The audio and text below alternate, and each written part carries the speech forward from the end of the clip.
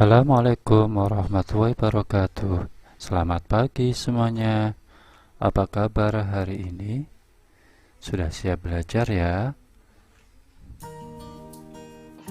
Pada kesempatan ini kita akan belajar tentang Quran surat At-Tin. Surat At-Tin terdiri dari 8 ayat. Diturunkan di kota Makkah dan termasuk golongan surat Makkiyah. Surat At-Tin dalam Al-Quran menempati urutan ke-95. Nama At-Tin diambil dari ayat pertama, yaitu surat At-Tin yang berarti buah tin. Mari kita baca bersama-sama. A'udzu billahi minasy syaithanir rajim. Bismillahirrahmanirrahim. Wattini wazzaitun wa turi sinin wa hadzal baladil amin. Laqad khalaqnal insana fi ahsani taqwim. Tsumma radadnahu asfala safilina illa alladzina amanu wa amilus solihati falahum ajrun ghairu mamnun. Fama yukadzibuka ba'du biddin. Alaysa Allahu bi ahkamil hakimin. Artinya, 1. Demi buah tin dan buah zaitun. 2. Demi gunung Sinai. 3. Dan demi negeri Mekah yang aman ini. 4. Sungguh kami telah menciptakan manusia dalam bentuk yang sebaik-baik. Kemudian kami kembalikan dia ke tempat yang serendah-rendahnya. 6. Kecuali orang-orang yang beriman dan mengerjakan kebajikan, maka mereka akan mendapat pahala yang tidak ada putus-putusnya. 7. Maka apa yang menyebabkan mereka mendustakanmu tentang hari pembalasan setelah adanya keterangan-keterangan itu? 8. Bukankah Allah Hakim yang paling adil? Selanjutnya, makna kandungan surat At-Tin. Di dalam surat At-Tin, Allah Subhanahu wa Ta'ala bersumpah sebanyak 4 kali, yaitu demi buah tin, buah zaitun, gunung Sinai, dan negeri Mekah. Kandungan ayat pertama. Tin merupakan buah yang enak dimakan dan lembut serta cepat untuk dicerna.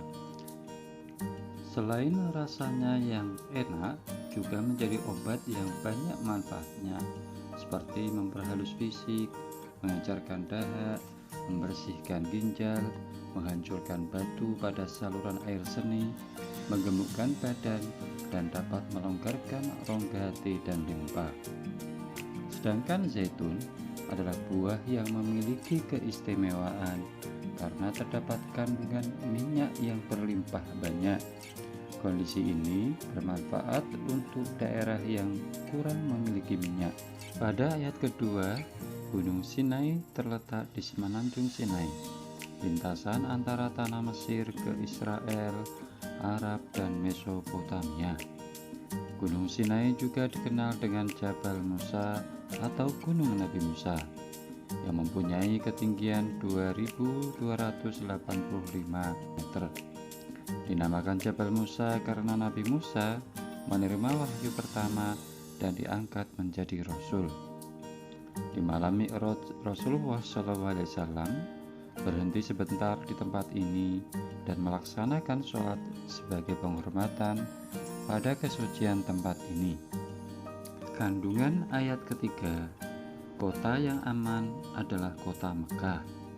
Disebut kota yang aman karena siapapun yang memasukinya terjaga keamanan dan keselamatannya. Kota Mekah juga disebut sebagai Ummul Qura dan tanah yang aman. Kota ini memiliki sejarah yang panjang serta menyimpan sejarah sejak zaman Nabi Ibrahim alaihi salam. Pada kandungan ayat keempat, Allah Subhanahu wa Ta'ala menjadikan manusia dalam sebaik-baik bentuk. Proses kejadian manusia tidak sama dengan kejadian makhluk-makhluk lain. Manusia memiliki akal, jasmani, rohani, dan nafsu. Anggota tubuh manusia serasi dan seimbang, sehingga tampak indah, cantik, dan memudahkan untuk melakukan kegiatan. Berbeda dengan hewan, hanya memiliki jasmani dan nafsu saja. Manusia harus mampu menjaga keseimbangan yang dimilikinya agar supaya menjadi mulia. Apabila manusia lebih mementingkan nafsu, maka ia turun derajatnya seperti hewan. Selain rohani, manusia dibekali dengan akal pikiran agar supaya dapat membedakan yang baik dan yang buruk. Pada ayat kelima, Allah Subhanahu wa Ta'ala mengingatkan manusia, sekalipun mereka sempurna, tetapi dapat turun derajatnya menjadi hina apabila beramal keluar dari aturan yang telah ditetapkan oleh Allah Subhanahu wa Ta'ala melalui Rasul-Nya. Selanjutnya, pada kandungan ayat ke-6, orang-orang yang tidak pernah hina adalah mereka yang beriman dan melakukan amal soleh. Orang yang beriman dan melaksanakan amal salih akan selamat dari kehinaan dunia dan akhirat. Kandungan ayat ke-7, pada hari kiamat nanti ada hari pembalasan terhadap perbuatan manusia yang baik dan buruk. Allah Subhanahu wa Ta'ala memberikan akal kepada manusia untuk berpikir tentang ciptaannya dan hati untuk merasakan iman. Pertanyaan Allah Subhanahu wa Ta'ala itu untuk mengingatkan adanya hari kiamat agar manusia tidak lupa dan lalai sehingga terjerumus dalam dosa dan kehinaan.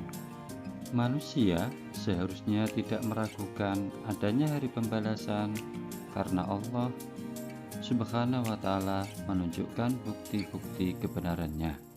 Selanjutnya, kandungan ayat ke-8, bahwasanya Allah Subhanahu wa Ta'ala adalah yang maha mengetahui, sebagus-bagus pencipta dan pengatur segala urusan. Allah Subhanahu wa Ta'ala yang memberi keputusan atas segala persoalan. Tiada perbuatan walau sekecil atom pun yang dapat terlepas dari pengadilannya. Pengadilan Allah adalah sebaik-baik pembuat keputusan. Allah Subhanahu wa Ta'ala Maha Pengasih kepada hamba-Nya.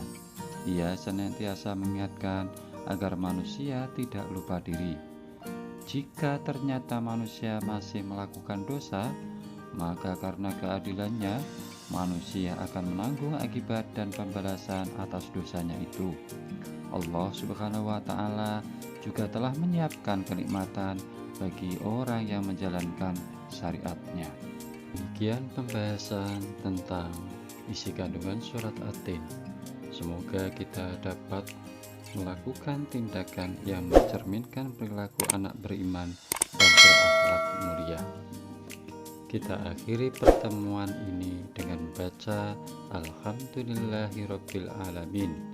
Subhanakallahumma wa bihamdika asyhadu an la ilaha illa anta astaghfiruka wa atubu ilaik. Wallahul musta'an. Wassalamualaikum warahmatullahi wabarakatuh. Sampai jumpa lagi.